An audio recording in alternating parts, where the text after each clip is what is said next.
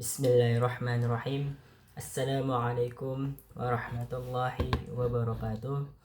Perkenalkan, saya Riswanda dengan NIM 230311111. Nah, di sini saya akan membahas materi yaitu syarat-syaratnya haji. Jadi, syaratnya haji itu ada dua, terbagi menjadi dua. Yang pertama itu syarat wajib haji dan yang kedua ada syarat sahnya haji.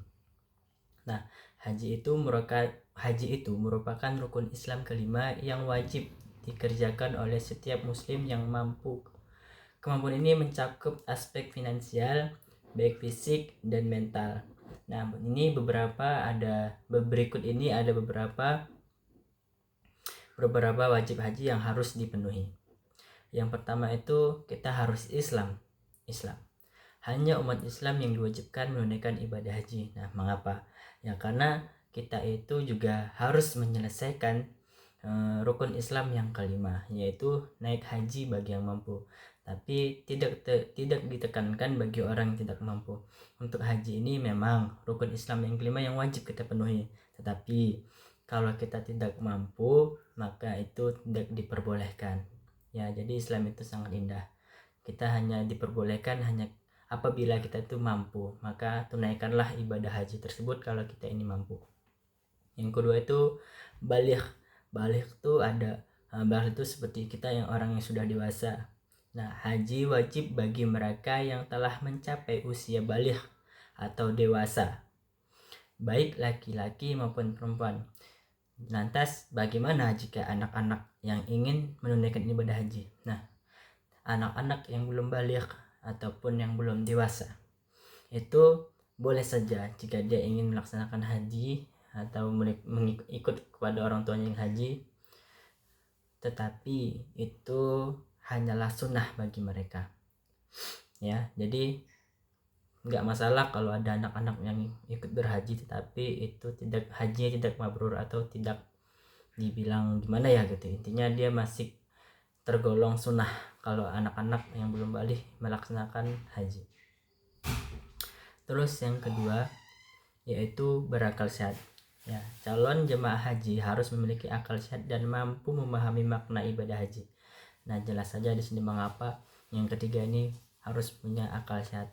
Ya jelas, karena kita menunaikan ibadah haji kan untuk melengkapi rukun Islam yang kelima. Ya kali gitu, masa ya ada orang gila gitu yang coba-coba untuk menunaikan ibadah haji, kan tidak mungkin. Makanya hanya yang berakal sehatlah yang boleh berangkat haji, karena memang yang berakal sehatlah yang tahu bagaimana ketentuan-ketentuan dan bagaimana syarat-syaratnya.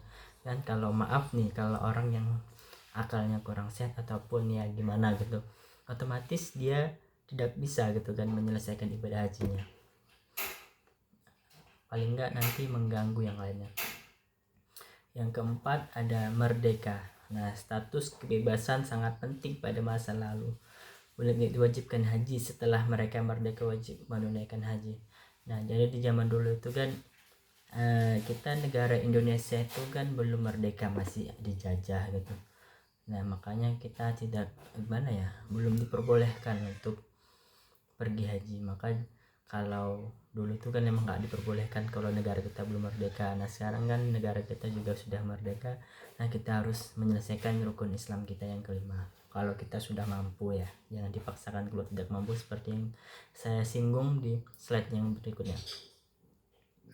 Nah, ini yang kelima tuh mampu. Nah, maksud mampu itu secara finansial dan fisik. Nah, kemampuan finansial meliputi yang pertama, finansial tuh biaya kita gitu, ekonomi kita gitu. Ya, biaya perjalanan, akomodasi, dan kebutuhan selama di tanah suci tanpa menimbulkan kesulitan ekonomi bagi diri sendiri dan keluarga. Nah, jadi yang seperti saya singgung tadi gitu, ibadah haji ini hanya dilakukan bagi orang yang mampu secara finansial maupun fisik. Nah, karena di ibadah di tanah suci itu kan di Makkah tuh gimana ya, udaranya juga udah berbeda, suhu udaranya berbeda, cuaca juga udah berbeda. Tentu kalau punya fisik yang kurang memadai, otomatis badan kita akan drop gitu. Nah, di sini juga kemampuan fisik meliputi kesehatan dan kekuatan untuk menjalankan seluruh rangkaian ibadah haji. Nah itu sangat penting kalau kita berangkat haji harus mempunyai fisik yang kuat itu. Terus yang keenam, aman dalam perjalanan. Nah, perjalanan ke tanah suci dan selama di sana harus aman dan terjamin keselamatannya. Makanya kita sebagai rakyat tinggalnya di Indonesia harus memilih benar-benar jalur haji mana yang kita ambil gitu. Makanya keselamatan kita itu sangat penting untuk menunaikan ibadah haji kita. Nah ini yang ketujuh nih yang penting, yaitu niat yang ikhlas. Ibadah haji itu harus diniatkan dengan ikhlas karena Allah SWT, karena Allah Subhanahu wa Ta'ala. Ya kali gitu kita sebagai umat muslim yang menunaikan ibadah haji ataupun melengkapi ibadah haji kita dengan gimana ya, dengan kita hanya untuk dipandang orang ataupun apa itu, jangan ya. Kita itu ibadah haji niatnya usahakan niat karena Allah Ta'ala. Jangan semena-mena kita udah ibadah haji hanya untuk dipuji orang ataupun untuk dilihat orang. Jangan pernah bersikap seperti itu karena itu tidak diboleh. Amalan itu diharamkan sama Allah Ta'ala. Nah syarat-syarat yang sudah saya jelaskan di atas tadi saling berkaitan dan harus dipenuhi secara bersamaan. Kalau syarat-syarat tidak terpenuhi maka kewajiban haji belum berlaku. Nah tadi kalau syarat tadi belum terpenuhi maka tidak boleh kita naik haji ataupun haji kita tidak mabrur, tidak sah haji. Nah ini yang kedua, tadi kan syarat-syarat haji itu ada dua, ada syaratnya haji dan ini syarat sahnya haji.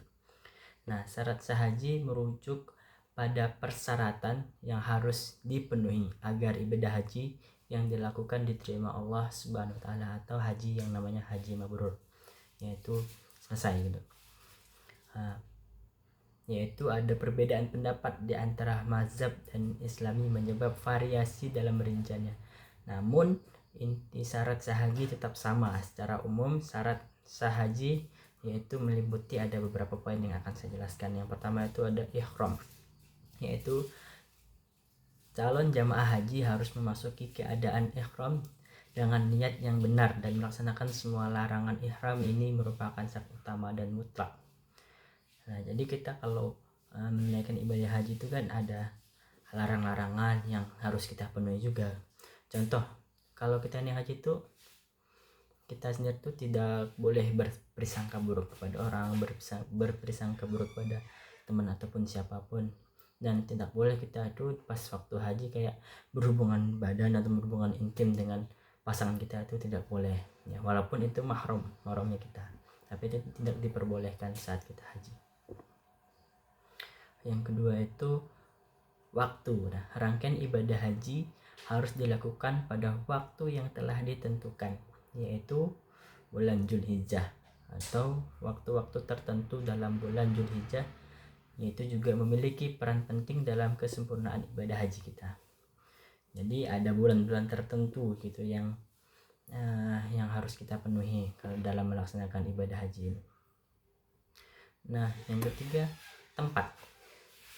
Ya, tempat ibadah haji harus dilakukan di tempat-tempat yang telah ditentukan di Makkah dan sekitarnya setelah Arafah, Mina, dan Masjidil Haram. Nah lokasi-lokasi tersebut memiliki signifikansi spiritual yang mendalam.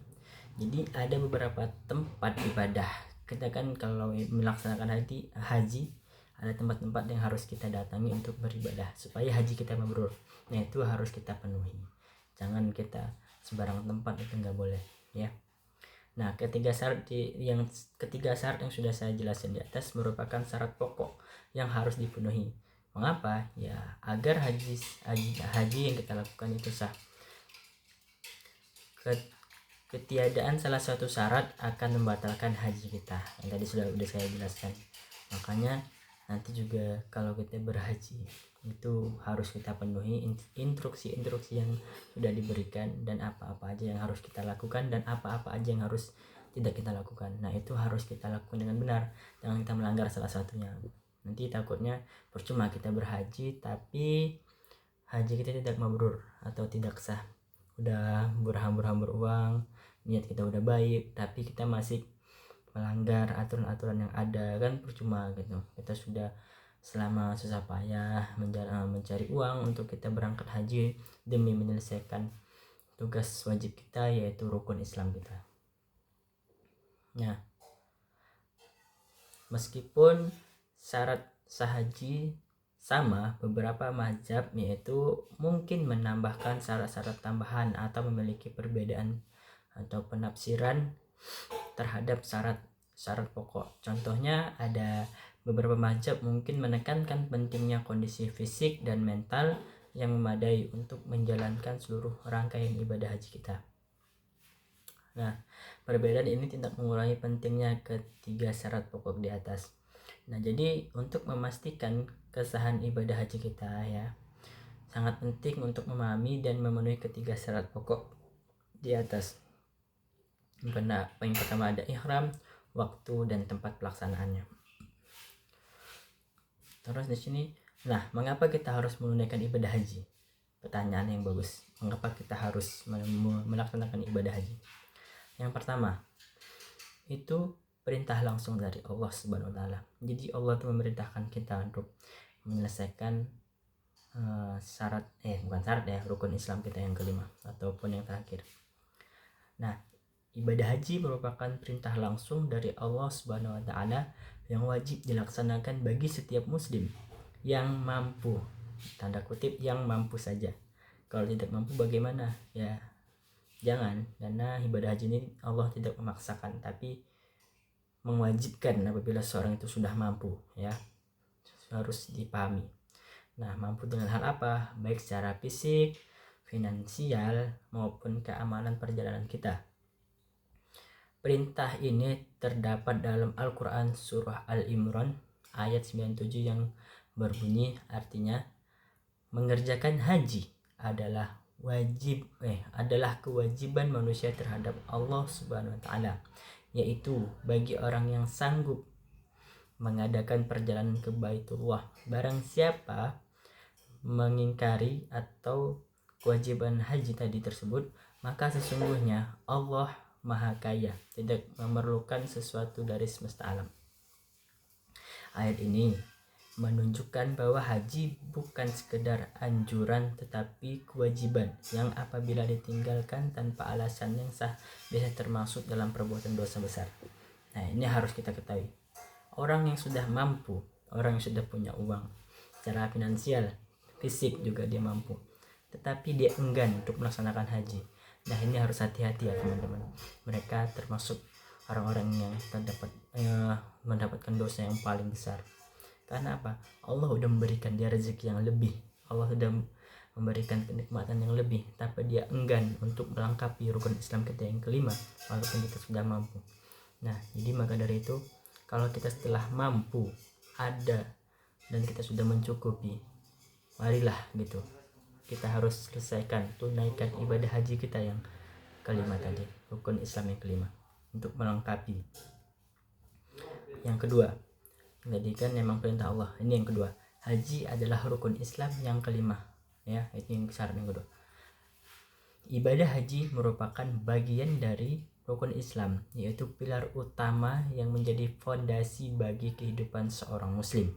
Tanpa menunaikan rukun Islam secara lengkap, dalam kurung jika mampu, ya, setelah yang sudah saya singgung tadi, maka keislaman seseorang dianggap belum sempurna. Nah, jadi kalau kita sudah mampu tidak melaksanakan perintah Allah tadi, perintah kita untuk menjalani ibadah haji atau melengkapi ibadah haji tadi, melengkapi rukun Islam kita, maka bisa dipastikan keislaman seorang muslim itu belum sempurna karena dia sudah mampu tapi enggan melaksanakan. Nah, di sini juga Rasulullah SAW bersabda, Islam dibangun atas 5 perkara, yaitu mengucapkan syahadat, mendirikan sholat, menunaikan zakat, berpuasa di bulan Ramadan, dan menunaikan ibadah haji bagi yang mampu. Hadis riwayat Bukhari dan Muslim. Ya.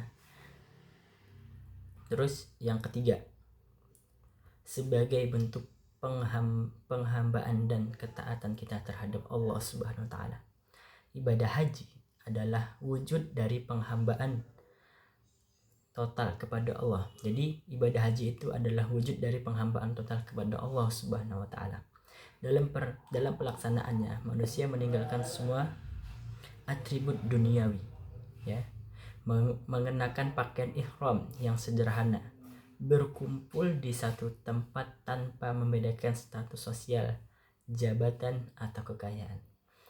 Jadi selama kita berhaji itu kita memakai pakaian yang tanpa jahitan, yang sederhana, berwarna putih, dan di situ kita dikumpulkan tanpa membeda-bedakan tanpa membeda-bedakan status, baik itu kaya, baik dia mau dari keluarga mana, mau dia latar belakangnya seperti apa, selagi dia masih umat kita, umat muslim, di situ sama saja, tidak ada perbedaan. Yang penting mereka sama-sama menjalankan ibadahnya dengan aman dan nyaman. Haji juga mengajarkan kita untuk merendahkan diri di hadapan Allah, melatih kesabaran, ketulusan, dan keikhlasan dalam beribadah. Nah tadi, makanya mengapa penting dalam melaksanakan haji adanya niat yang tulus, niat yang benar-benar tulus. Maksudnya itu, ya dia melaksanakan haji ini tanpa imbalan apa-apa dari manusia. Bukannya dia haji ini bukan mengharapkan dari siapapun, maksudnya itu dia dia tuh menunaikan ibadah haji bukan hanya untuk supaya dia dipuji orang, ditengok orang, diperhatikan orang, itu bukan, karena niat Allah Ta'ala itu yang dipandang. Ya, kita masuk ke slide berikutnya, yaitu yang keempat, mengikuti jejak Nabi Ibrahim SAW dan Rasulullah SAW. Haji adalah peringatan dan penghormatan terhadap perjuangan Nabi Ibrahim alaihissalam, Siti Hajar dan Nabi Ismail alaihissalam yang diuji dengan berbagai cobaan. Rangkaian ibadah haji seperti tawaf, sa'i, dan wukuf di Arafah adalah bentuk peneladanan terhadap kisah-kisah pengorbanan dan ketaatan Nabi Ibrahim alaihissalam dan keluarganya. Rasulullah SAW juga menunaikan ibadah haji yang disebut dengan haji wada, atau haji perpisahan. Haji wada itu artinya atau haji perpisahan, ya, sebagai contoh langsung kepada umatnya. Yaitu siapa umatnya? Kita sendiri, umat Nabi Muhammad SAW. Yang kelima, membersihkan diri dari dosa. Rasulullah SAW bersabda, barang siapa berhaji dengan tidak berkata kotor dan tidak berbuat fasik, maka ia akan kembali seperti saat ia dilahirkan oleh ibunya. Hadis Bukhari dan Muslim. Makanya tadi, kalau kita berhaji, kita menjaga ucapan kita menjaga perilaku kita juga menjaga diri kita dari perbuatan yang tidak baik. Semoga yang nanti kita udah menjalankan ibadah haji itu haji yang mabrur, haji yang sah. Hadis yang saya sebutkan tadi menunjukkan bahwa ibadah haji adalah sarana pensucian diri dari dosa-dosa, baik yang kecil maupun yang besar, selama hajinya dilaksanakan dengan sungguh-sungguh dan memenuhi syarat-syaratnya seperti apa yang sudah saya singgung di atas tadi. Yang keenam, yaitu menyatukan umat Islam dari seluruh dunia. Ya, ibadah haji menjadi momen persatuan umat Islam sedunia tanpa membedakan warna kulit, bangsa, bahasa, maupun status sosial. Semua jemaah dikumpulkan atau berkumpul di satu tempat untuk satu tujuan yang sama, yaitu beribadah kepada Allah Subhanahu wa taala. Inilah gambaran nyata dari ukhuwah Islamiyah atau persaudaraan umat Islam secara global. Jadi di kota Makkah itu kita berhaji, kita ketemu dengan umat-umatnya Rasulullah, kita ketemu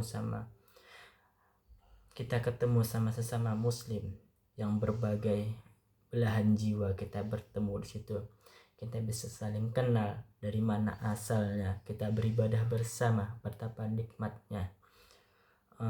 Kalau betapa nikmatnya karunia yang Allah berikan kepada kita bagi orang yang mampu melaksanakan haji tersebut.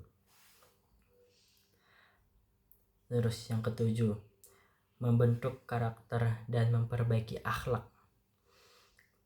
Melaksanakan haji bukan hanya sekedar ritual, tetapi juga sebagai latihan membentuk karakter kita sebagai umat muslim yang sabar, disiplin, peduli, dan rendah hati. Selama proses haji, seseorang dilatih untuk apa? Untuk bersabar dalam menghadapi kerumunan dan tantangan fisik. Di saat kita begitu banyaknya orang muslim yang ada di dunia, kita tetap bersabar untuk melaksanakannya. Begitu banyaknya umat muslim di kiri kanan kita disenggol, empit-empitan atau sempit-sempitan, tapi kita tetap bersabar demi melaksanakan tugas kita, yaitu beribadah kepada Allah. Terus selanjutnya, menahan emosi dan amarah. Tentu, kenapa? Ya kalau kita di Indonesia, kalau ada kerumunan atau apa pasti kita ngedumel, ada apa di sini, kenapa begitu ramai, kenapa sih kayak gini gitu kan. Nah tapi di ibadah di Makkah itu kita benar-benar dilatih kesabaran dan amarah kita, biar supaya apa ya, biar kita ibadah dengan nyaman, melatih diri kita untuk menjadi yang lebih baik lagi. Yang selanjutnya, menghormati orang lain. Ya, menghormati orang lain karena semua jamaah adalah tamu Allah. Jadi jangan membeda-bedakan. Jadi tidak membeda-bedakan siapapun itu, ras, budaya, suku maupun apa itu. Kita nggak boleh membeda-bedakan tamu Allah. Itu kita harus menghormatinya karena semuanya tamu Allah yang datang. Terus membiasakan diri untuk beribadah dengan penuh keikhlasan. Itu jadi pentingnya ibadah kita dengan ikhlas. Terus yang terakhir, sebagai bekal menuju akhirat. Nah, sebagai bekal menuju di akhirat nanti. Ibadah haji adalah investasi akhirat. Dengan menunaikan haji, kita menyiapkan diri untuk bertemu dengan Allah di hari kiamat kelak. Haji yang mabrur atau diterima Allah atau sah akan mendapatkan balasan surga. Nabi Muhammad SAW bersabda, haji yang mabrur itu tidak ada balasan lain kecuali surga. Hadis riwayat Bukhari dan Muslim.